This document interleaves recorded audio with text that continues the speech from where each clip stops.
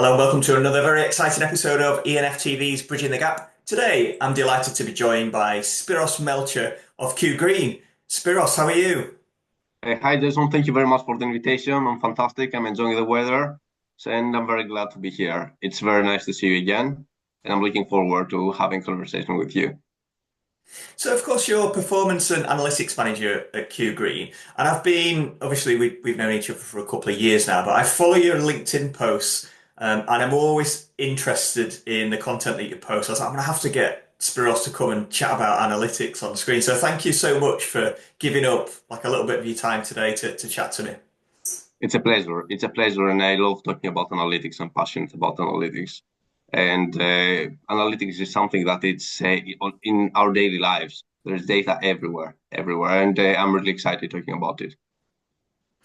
Before we deep dive into analytics, I like to start with five quick fire questions so the audience can get to know you a little bit. Keep you on your toes, I suppose. They're quite deep this morning, actually, so I hope you're ready for some profound answers. Of course. So, question one: if you could live anywhere in the world, where would you live?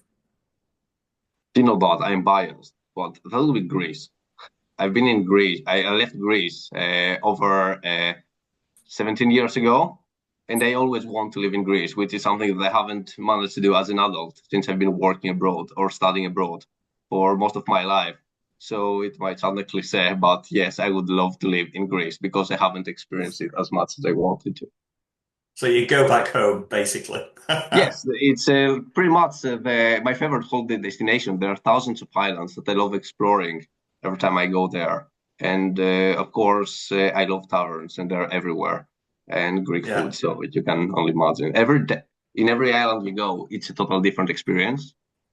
And I'm trying to yeah. go back as much as I can. You know, I've only been once, and it was many years ago as a young man, let's say I was in mid-20s or something like that, and we went, myself and my wife went on our first holiday, um, and it was allocation on arrival, like a cheap holiday in Crete. We stayed in Malia, but even at the age of 25, Malia was too much for me, so we used to walk to the next village, Stalis, I think it was called, just down the road, which is a bit more sedate. But yeah, I've not been back since, but there's so many Greek islands that, like you, I'd love to go back and explore a little bit more. Do you have a favorite? Did you try anything that you still try to find it when you go out? Anything, your favorite Greek food? I'm just trying to think. I love moussaka. I love moussaka. But Crete from memory was all about nuts. Like honey and nuts were quite prevalent in the cuisine. And a lot of the desserts were quite nutty and honey-ish. And really nice, probably a little bit fattening actually, but yeah, they were my favorites from memory. I know exactly how you feel. Yes, every time I go back, I put lots of weight on, so I can totally understand what you mean. Question number two. Name a book or a movie that's had a profound effect on you. Oh,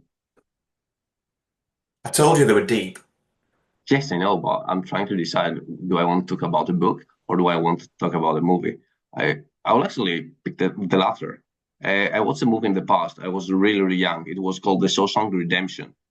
I'm Ah, really okay. not into watching I don't know if I can watch a movie which is longer than 2 hours, but this movie I Yeah. couldn't stop. I just couldn't stop, and it was one movie that I totally recommend to everyone.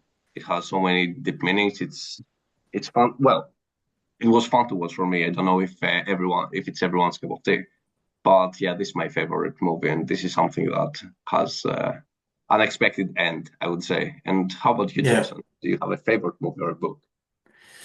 You know what? I think your take of Shawshank Redemption is probably quite a popular one. I mean, I'm not one for rewatching films, but I must have seen that by three or four times. It may be more because I was using the word profound quite a lot already this morning, but it is quite profound, isn't it? It's got some real memorable parts to it. So, book, I'll have a look at my bookshelf. I could pick any one of these actually, but Chimp paradox. Professor Steve Peters, who basically it's I won't bore on too much about it, but and it's something that me and my son talk about quite a lot. But it kind of simplifies the brain split into different areas. So you've got chimp, which is your I suppose illogical brain. It's your fight, flight, or freeze, the one that keeps you safe, the one that I suppose you jump in with all emotion in an argument, and that would be a chimp acting out. And the idea is to kind of box your chimp, and then you've got your human, which is your reasoning, your rational kind of side of your brain. The computer being the one that kind of stores the data, and it's all about mind management. So that's one that I think had one of my favourite books and had a profound effect on me as well. I Um, haven't read it yet, I have to admit, but I wrote it down. This is something I will definitely be looking after our video. Talking of yeah. books, I recently came across Atomic Habits, and I read it. Okay. I finished it actually a week ago. Yeah. I highly recommend to everyone. Simple Got it things, simple somewhere. steps. Oh, you'll Atomic have you Habits read is it? somewhere in there already. Yeah, yeah, and I will reread it actually because so many practical tips. Definitely, yeah, yeah. Thank you for turning the question around on me as well. It's the first time anyone's ever done that. I should be more prepared. Question number three. What's your guilty pleasure? Oh, I have a slight addiction to oregano crisps, which sometimes, yeah, this is very famous in Greece. And yeah, I have that's my guilty pleasure. Lots of oregano crisps. And at some point, I was working in a company that my mother would know that I would do anything for a couple of bags of oregano crisps, and it didn't work well because yes, I just had dozens of oregano crisps on my desk, and then that meant that I have to do lots of analysis and things. I can certainly relate to crisp addiction. Question four. What was the last thing you watched on Netflix or Amazon Prime? Shawshank Oh, Redemption. that's a hard one. No, no, no. Recently, what did I watch on Netflix? Well, I watched it ages ago, but I started watching it again. Breaking Bad, like Oh, okay. love it. Same. Watched it ages ago, and I'd managed to get my wife to watch it with me this time round, and we finished it probably 3 or 4 months ago. But for the second time, like you, brilliant, absolutely brilliant. I was still in uni when I finished it, and that's over a decade ago. So it's Yeah, like, why not give it a go and let's see? But no, I'm like, one more episode, one more episode, one more episode, and yeah, yeah, that's you cannot yeah. stop, can you? No, I know. I've been working on my wife to watch it for some time with me because she's got a natural. If I like really like something and rave about it, she naturally takes the opposing view. So I've not managed to get her to watch Sopranos as yet. I don't think I ever will, but I did crack her at Breaking Bad. Question number five. It's an easy one. What's your favorite food? Yeah, I'm biased. I'm a foodie to start with. I love trying Yeah, different restaurants, different cuisines, but my favorite cuisine is, of course, Greek, and my favorite food is souvlaki, followed by Italian. And they are not the same as many people have said in the past. There are yeah, similarities, but yeah, that's my favorite food. How about you, Jason? brilliant. My favorite food. You know what? I'd probably go. It's a toss-up between Thai and Indian. I like and spice goes on everything with me. I can't make soup without adding in some, Nando's super spicy hot sauce. Always for Father's Day and birthdays, I ask for chili sauce. It goes in everything. So curry, I love. I'm famous at Edwards and Finn for liking Thai food. So whenever we have let's get together and have a night out or something like that, I'm always like, go Thai food. In fact, there's a place called Rosa's Thai near King's Cross station. If ever I'm early back from my train, I've got a bit of a wait and I'm hungry, I'll walk around the corner and go to Rosa's Thai. There's a plug for Rosa's Thai. Makes Brilliant perfect sense. value. I love Thai cuisine too. I have to admit, yeah, they have some fantastic flavors that, yeah, Yeah. we don't even know that they exist in the Greek cuisine, but yeah. I, Yeah, I no, can totally but I understand. like Greek too. I like Greek too. I could eat olives until they come out of my ears, to be quite honest. But yeah, okay, well done. You've survived the 5 questions. Some interesting answers. You've thrown a few back in my court as well, so credit to you.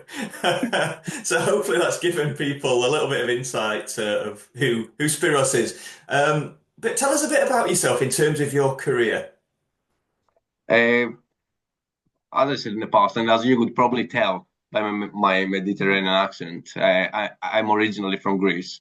And my dad used to work in hotels, used to work in hospitality. And I realized my passion for hospitality from a young age. That led me to study hospitality and tourism management in Greece, HIM in Switzerland, and Queen Margaret University in Scotland.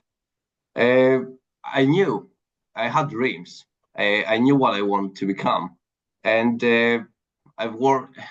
And my dream was to become a food and beverage manager. I've currently been in the industry for nearly 20 years, with most of them being in analytics. I've worked for the biggest players in hospitality, for independent hotels, for hotel consulting firms, in different roles and various positions, from policing cutlery and waiting tables to finance, revenue, and commercial roles. Uh, I've seen almost everything in every department you can name, despite regardless if it was an internship, it was just support, or just spending or rotation. Today, I work as a performance and analytics manager for Kew Green. It's a hotel group operating and managing over 50 properties. And I lead a fantastic team of 4 analysts. And our ultimate goal is to turn raw data into actionable insights and real business decisions. I've been in the UK the last 13 years, and I still keep complaining to my colleagues about the weather. I'm intrigued to know how you got from food and beverage into analytics. Tell us more. So, when I was studying in Switzerland, it was clear after graduation, I want to become a food and beverage manager. But I had an incredible lecturer, Mr. Tumong, who opened my eyes in the world of numbers, how important they are for the progress and the success of a hotel. And this is the moment that I decided that actually it's not, I could picture myself in the past, uh, curating wine lists, providing guests with unforgettable culinary experiences. But then balancing a P&L was as exciting as carrying a tray of champagne glasses. Well, almost. And that's how I started working into finance. During my time in finance, after graduation, I started working in finance. And during that time, I caught myself doing the same repetitive tasks over and over again, copying, pasting formulas, amending formulas. And my brain could not accept the fact that this was the most efficient use of my time. And this is when I started automating processes, uh, amending spreadsheets, and looking deeper into data. And this is when my career took a turn and I started analytics. So you from F&B, you dabbled a little bit in finance, got interested in the numbers side of things, and then it was your curiosity, was it, to optimize processes from there? So I suppose this love of analytics has grown in you. It's not always been there. Is that right to say? It was never there, especially in the early stages of my career. I was afraid of numbers, like most people. And of course, everyone in hospitality is used to step away from numbers. Not everyone's comfortable with numbers. But after falling in love with finance, I realized that numbers tell a story. Afterwards, I realized that those numbers do not necessarily tell you the whole story. They do not give you the whole picture. And they're not proactive, they are reactive. You're just recording and reporting what happened in the past. But there is more to that in hospitality. You need to take into account your customer sentiment. You need to know your competitors. There are many other aspects that you cannot explore in finance. I was curious by nature. I was always curious. And and I realized that in analytics, you can get a full picture of everything. And this is when I started working as an analyst. And don't take me wrong, I'm currently a manager, but I've done everything in analytics from cleaning data to pulling reports, quickly pulls of reports and everything. So yeah, I never thought that I would be an analyst to start with, Mm. but my curiosity led me towards this direction. Talk us through some of those roles from, say, Switzerland up until current day at Kew Green, roles and responsibilities and your thoughts on them. After graduating from Switzerland, I did an internship for Marriott. I worked in cost control, and this was the first time that I was exposed to Excel. This was the moment that I stopped carrying my calculator everywhere with me, and I started carrying my laptop. Well, it was not practical back then, but yeah, Excel. The calculator is smaller, but Excel can do way more things easier than the calculator. After that, I continued my studies in Switzerland, in Scotland, and after graduation, I started working as an assistant financial controller, and then as a cluster financial analyst. I spent years in finance, doing purchase ledger, credit control, balancing P&Ls, bank reconciliations, and all those fun things. But those things were repetitive. And I really like to get out of my comfort zone. I really like new challenges. And when I felt comfortable and confident, it was time for me to move and explore a little bit the wider picture. I then worked as a commercial analyst for Mitchells and Taylor, and I was exposed. I had a great exposure. I have fantastic leaders, and I worked in revenue management. I worked in asset management. I was doing feasibility studies. Honestly, there was never a dull day. You constantly had different projects. You constantly had to work on different things. You constantly had to juggle between tasks, and this was something very valuable for me. And of course, my previous exposure and experience in operations and in other departments, such as F&B, helped me tremendously. Because yes, you can see that your food cost is high, but the question is, why is it high? Is it calculated properly?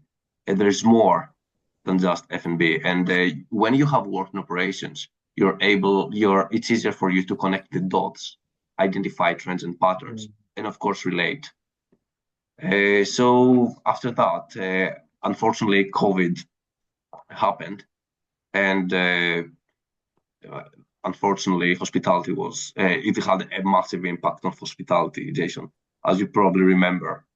And then I went back to Greece for a year. I moved back to UK to work for Whitbread as a trading analyst. I was analyzing the performance of hundreds of hotels, predominantly in the UK and Germany. And then I started working as a commercial analytics and reporting manager for Claremont. There was a variety. I've worked in Marriott in the past. I've worked in Hilton. I've worked in many companies. And currently in Kew Green, what I've seen, there's a common trend that hotels generate a massive amount of data, but at the same time, they don't make the most out of it. There's so many opportunities, so many risks that hotels just are not aware of because we're focused on today, we're focused on now, today's RevPAR, tomorrow's RevPAR. We're not looking long term. Yeah, and why is that? Is it you said they're too focused on today, but what's the reason? What's the reason for that? Is it lack of skill set, lack of appropriate people skilled in analytics within the business? Is it the people at the top of the tree that don't see the value in analytics? What's your opinion? I think that there are many reasons behind that, but I will touch on those that I've experienced most often in my career. And the first thing is that many hotels and many hotel companies are using outdated PMS and fragmented systems, which make data consolidation almost impossible. And I will give Okay. you a simple example. Investing into a PMS, it's a big investment. And when you do that, who is going to be there to translate your previous reporting? into the new reporting? Who is going to be there who will support you into picking the right PMS in terms of reporting about the advantages or the disadvantages? Because a PMS might look fantastic on papers, but when you have to extract data from it and analyze it, it can be a totally different Yeah. story. I remember That's it one of well. the main reasons. Another reason is, as you correctly said, it's a senior leadership. That might be a controversial opinion, but that's mine. And I don't, I also feel that it's a generation thing. People in the senior leadership, most of them are not millennials. They're not Gen Z. And of course, they are used to looking at black and red numbers and doing things with paper and pen for decades. Yeah. Those people it's not that they don't want data, they do. But stepping away from black and red numbers and your gut feeling, it's a big shift and it takes Yeah. time. I am cautiously optimistic that things will change because more and more hotel operators realize that analytics is not something that you you can have. It's something that you must have.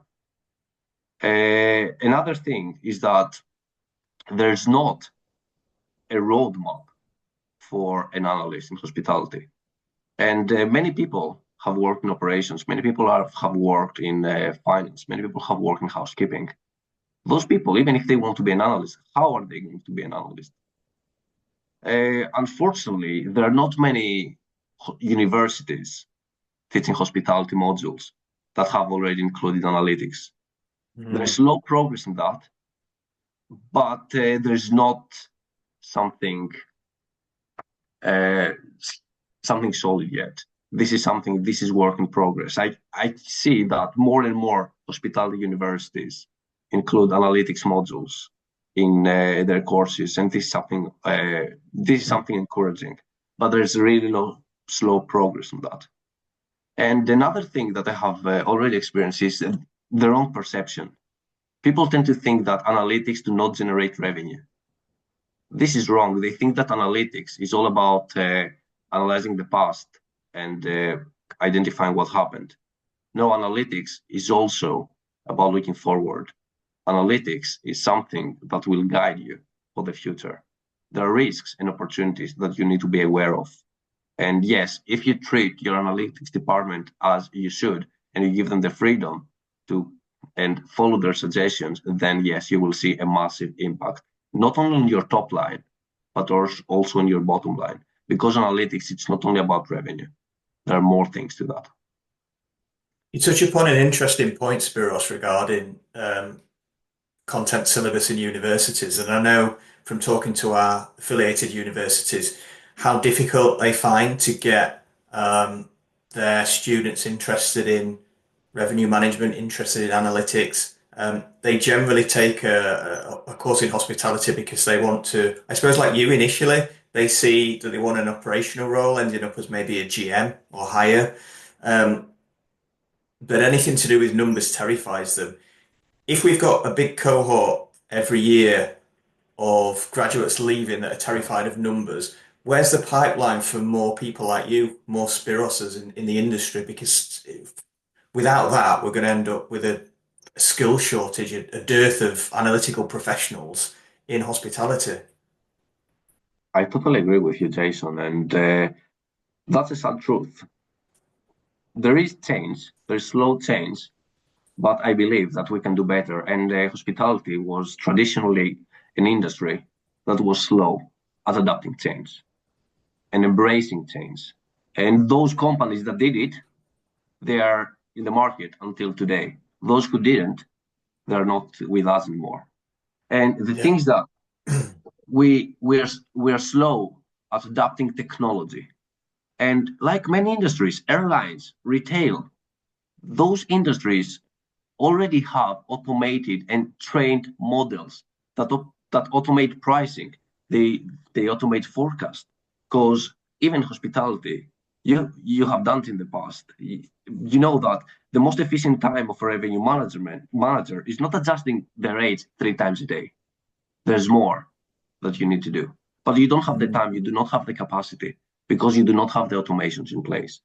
And I don't know if I can name more than 3 companies I'm aware of that they are already working, that are already embracing artificial intelligence, and they're working on automating everything, and they have already trained models. So Mm. I think that this is one of the main reasons as well. But I believe we're gonna get there within at least the next 10 years. That's my estimation. What do you think, Jason? What are your thoughts on that? I'm interested in your thoughts actually on why so slow. Why is hospitality so behind the curve when it comes to recognizing the value of analytics and actually implementing it? Just so many bits of tech out there, the PMS, the RMS, the upsell tool, the rate up tool. Why so fragmented and why so slow to adapt something that can, streamline as other industries have done? Is it is it that lack of profit margins? Is it just it's so expensive that we kind of shy away from it because we're not quite sure on return of investment? It's the fact that we also do not know how to utilize analytics. Many people have their perception that analytics is just about pulling reports or creating dashboards or looking for files. Uh, we don't know. There are many companies that have hired an analyst, but what can an analyst do? And who is this analyst going to report to? Is it going to report to the chief financial officer, to the chief commercial officer, to the director of revenue, to the director of revenue strategy? And those people, yeah, of course, they are leaders in hospitality and they're very senior in the company, but they do not necessarily know everything about analytics. So when you hire an analyst, you need someone who can lead this analyst. And essentially, you cannot hire an analyst. If you're serious about your business, you need to hire an analytics department. Like, let's think about it. How long has hospitality been around as an industry? Hundreds of years. How long have we been implementing revenue management for? Let's see the proportion. 1980s maybe on a How many missed simplistic level. opportunities since Yeah. then? And now there are not many hotels with revenue managers. I think this is exactly what's going to happen in the future because you need a dedicated analytics team. Your revenue Yeah. manager is not an analyst. Your analyst is not a revenue manager. Yeah. So people need to draw this line and know Yeah. how to utilize and how to make the most about analytics. And the thing is that analytics often is being looked at as a secondary or as a support role, which in reality is not. If you use it if you use it correctly, it will become one of your biggest assets. It's an investment that you need to take because it will pay off. And many hotel operators who already have an analytics department, I'm sure that they will back me up on that.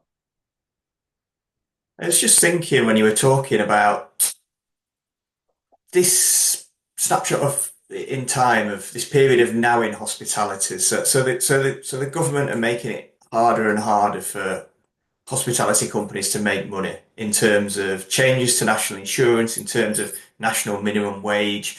It goes on and on. I mean, it's biggest employer, but the government make it so hard.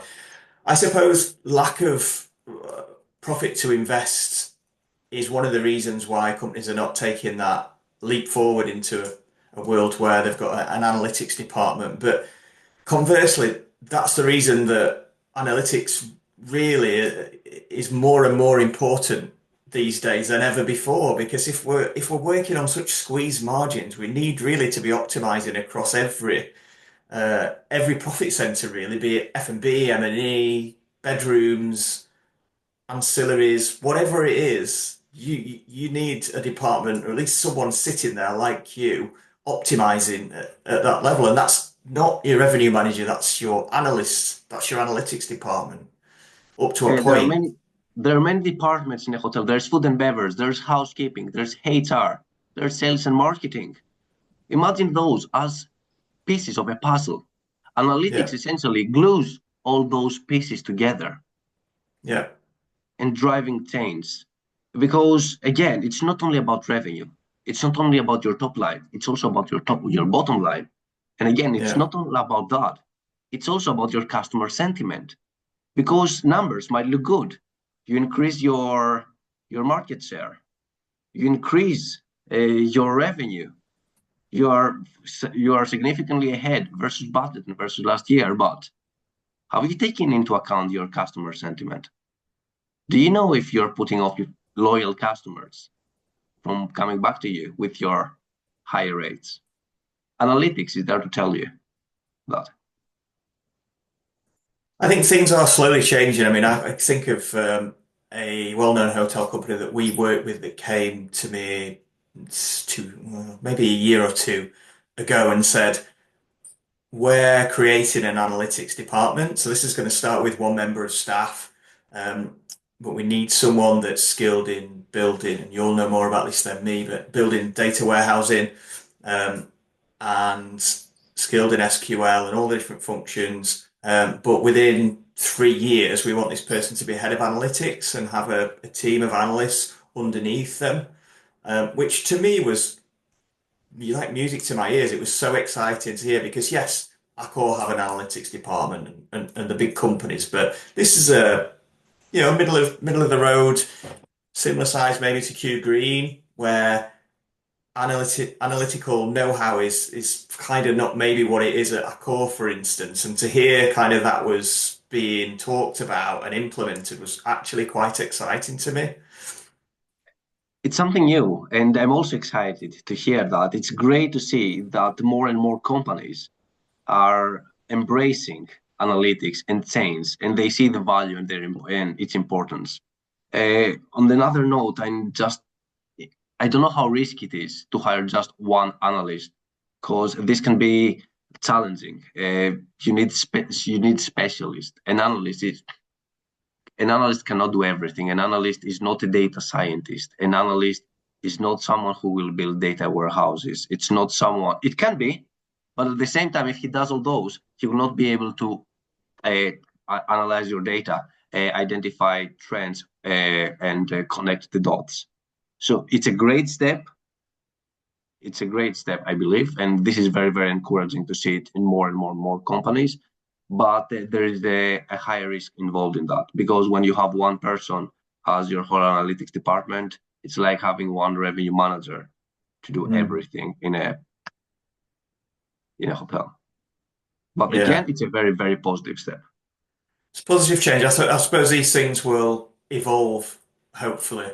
And who knows? I suppose AI adds an extra kind of cover to it, doesn't it? But yeah, let's see. I'm interested in hearing how when you were learning about analytics, and I presume that the companies that you worked for only provided a certain level of training. How you overlaid that with your own training? Did you go away, do courses to upskill? Did you, I don't know, work predominantly with Excel and then find out at some point that you needed to kind of dive into SQL and you had to learn coding a little bit more? How was your analytics journey from a lifelong learning perspective? As you correctly said, there was no formal education, and many people expect their company to develop them, whilst it should be the other way around. You are responsible for developing yourself. So yeah, I spent many evenings taking courses and studying a lot, doing lots of Googling, lots of YouTube videos. And Mm, back then, there were not, back then courses were extremely expensive. But today, yeah, you can buy an Excel course for less than £15. And it was mainly my personal time. Yes, I sacrificed many drinks with my friends because I wanted to study. I wanted to do some Excel courses. Uh, Again, in our industry, there are many tools, and new analysts are getting confused. They hear Excel, SQL, Tableau, Power BI, Python are mm, everywhere. But you need to be specific with what you're learning. I started with Excel. Of course, Excel uh, was one of my biggest fears back in the days. But now I love Excel. But then, depending on the size of the company you are working for, you might require SQL. And that's how, of course, I did my research and I try to identify what are the skills that will take you to the next level in terms of analytics. Excel is the best thing you can start with. But then, yes, depending on the size of the company, I learned how to code, I learned SQL, which I have been extremely helpful. But not at this current stage, not many hotel companies are using SQL. Mainly the tools that they're using are Excel and Power BI or Tableau. But yes, I spend lots of time studying. I'm a geek by nature, I'm not gonna lie. And I actually had fun whilst doing that. And the only thing is that what I was always trying to do is to implement what I learn in courses at my job, because Excel courses are not for hospitality, they're for Excel. But how Yeah, can I use yeah. this function, this formula in my report? And what was the benefit? That's how everything started. And of course, after SQL, I learned Power BI, I learned Tableau, and of course, I'm still studying until this day, Mm. Python and R. But yes, I wouldn't start with those. I would start with Excel. Where do you see analytics going in, say, 10 years' time if you had a crystal ball within hospitality? Uh, the good news is that change is happening. More and more people understand the importance of analytics, and they understand that analytics is a core function of their business. I believe that within the next 10 years, we will have more and more analysts within the industry. I believe there will be more demand for analysts, and I believe that we will have better technologies, and we will have real-time data. We will not expect month end to know our performance as a department, as a hotel, and as a company. I believe that we will catch up eventually, and especially now that the market is very competitive. For instance, look at the supply of London. Within the next 2 years, there will be hundreds of more rooms. And this is when things start getting harder and harder. And whoever uh, does not invest in analytics will be left behind. And that's the sad truth. Now it's a game of survival, I believe, because the market keeps expanding and the supply increases significantly versus the demand. My worry is just lack of people to fill these positions because it's difficult for you're kind of a little bit of an anomaly in terms of your story. And you've optimized your career by going away and working hard outside of, formal education. But how many students out there want to follow your career? Hopefully a few more that, after they've watched this show and researched it a little bit. But I really think that the universities need to be kind of plugging into this and inspiring some people to follow this journey. Tell me, what's your advice to students that may have watched this and may be considering a career in analytics? Give us some takeaways. Give us what's your advice and how do they kind of become the new Spyros? My advice is first and foremost, be curious and don't be scared of numbers in Excel. Excel might be intimidating, but I promise you that later on it will turn into your best friend. Uh, Learned Excel early. I couldn't stress it more. Yeah. This is very, very important, and this will help you a lot in the future. Understand the business and knowing how hotels operate is just as important as analyzing data. Because, as I said, my background is in operations, in revenue, in finance. I've seen many things that work and many things that do not work, and always question how can we improve processes? How can we make this better? How can we automate it? Because honestly, the future is all about automation. Uh, be adaptable, because in analytics you have to be adaptable and keep learning. because there was constant evolution. There are new tools that appear in the market. There are more efficient ways to do things. There are more sources to learn from. There are many resources out there which will make your life easier.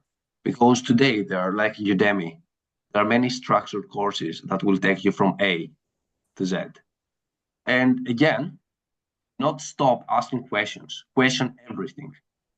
You need to know the whys behind the decisions, because in the future, you will be able to answer those whys yourself with the help of data.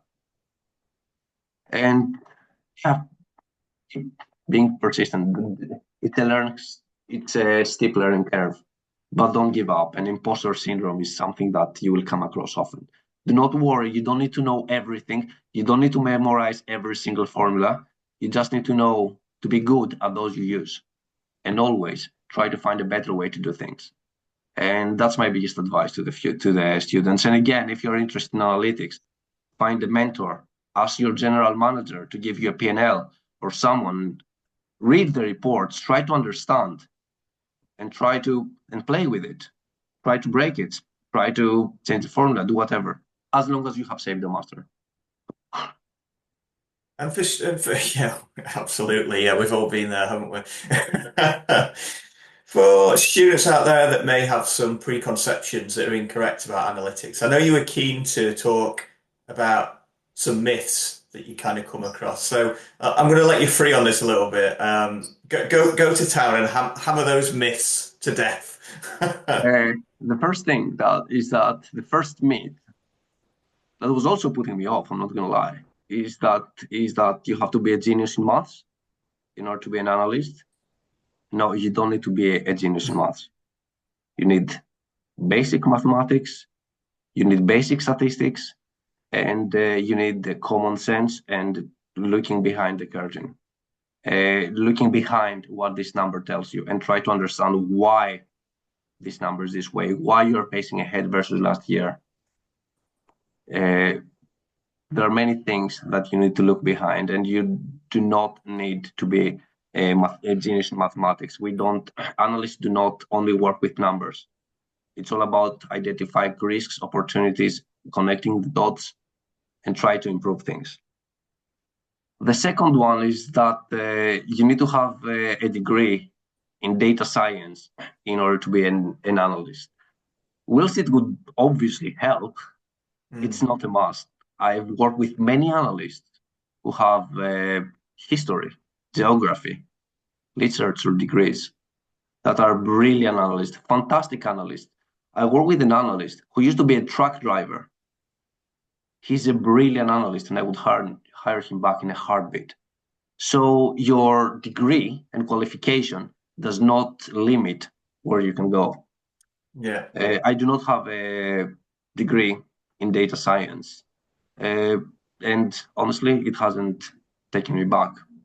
And if I can do it, everyone can do it. And tell us about the third myth, Spyros. The third myth is that your job is just reporting numbers. Analytics is way bigger than that. It's not all about numbers. It's something that will take your company to another level. If you believe in your analytics department, the possibilities are endless. Analysts are not pulling data. Analysts are not there to fix printers, and analysts are not there to look for missing Excel files.